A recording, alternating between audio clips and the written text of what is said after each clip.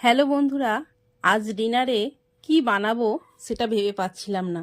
Fridge খুলে দেখি একটু পনির আছে, তাই এই পনিরের রেসিপিটা বানিয়েছি আর সেটাই আপনাদের সাথে শেয়ার করলাম। এই পনিরের রেসিপিটা বানানোর জন্য নিয়েছি আদা, রসুন, কাঁচা লঙ্কা, পনির, টমেটো কুচানো, পেঁয়াজ কুচানো আর একটু বড় করেও পেঁয়াজ কেটে নিয়েছি আর ক্যাপসিকামটাও পেঁয়াজের মতন করে কেটে নিয়েছি। পনিরটা এইভাবে হাত দিয়ে ভেঙে নিয়েছি।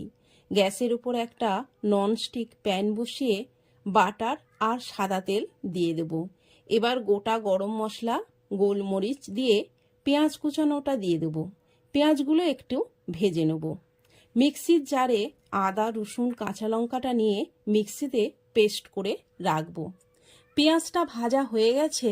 এবার আদা, রসুন আর কাঁচা লঙ্কার পেস্টটা দিয়ে নেড়ে স্বাদ মতো নুন, অল্প লঙ্কা গুঁড়ো, একটু কাশ্মীরি লঙ্কা গুঁড়ো দিয়ে মশলাটা একটু কষিয়ে টমেটো কুচানোটা দিয়ে আবার কষিয়ে নিয়ে নেব।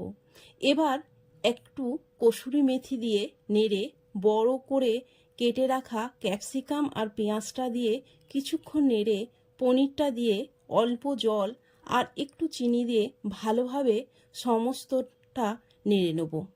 এবার 5 মিনিটের মতন চাপা দিয়ে দেব। 5 মিনিট পর চাপা খুলে নেড়ে ধনেপাতা কুচি দিয়ে নামিয়ে দেব। আমি এখানে রুটি দিয়ে রাত্রেবেলা এই পনিরের সবজিটা খেয়েছি। আপনারা রুটি, পরোটা সবার সাথেই এই রেসিপিটা ট্রাই করতে পারেন, খেতে দুর্দান্ত লাগে।